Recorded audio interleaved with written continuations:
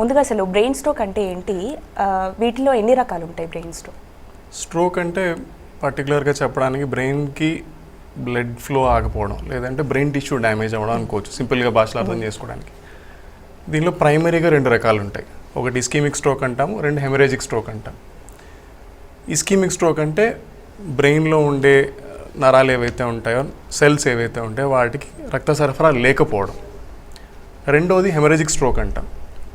అది రక్తనాళాలు, పల్చటి రక్తనాళాలు ఏవైతే ఉంటాయో అవి చిట్లి రక్తం లీక్ అవ్వడం లాంటిది. So 2 completely different. ఒకటి రక్తం అందకపోవడం, ఒకటి చిట్లిపోయి బయటికి రావడం. ఓకే. సో అది బేసిక్ డిఫరెన్స్. సో 2 ఉంటాయి.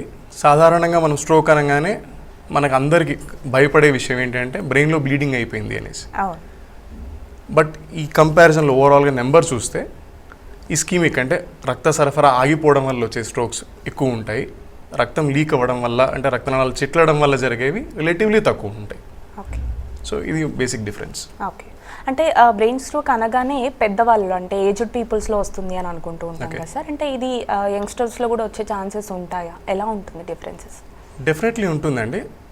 మీరు అన్నట్లు పెద్దవాళ్ళలో రావడం కామన్, బట్ నాట్ నెసెసరీ అలాగే ఉండాలి, పెద్దవాళ్ళకే వస్తుంది అని ఏం లేదు.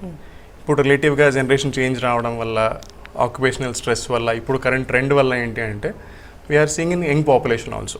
Okay. Statistics wise global population అంటే వరల్డ్ వైడ్ మన స్టాటిస్టిక్స్ చూస్తే కూడా స్ట్రోక్ అనేవి వెస్టర్న్ కంట్రీస్లో రిలేటివ్లీ ఎక్కువ ఏజ్లో వస్తాయి. అంటే బియాండ్ ఏజ్ 60 years 65 years వస్తాయి.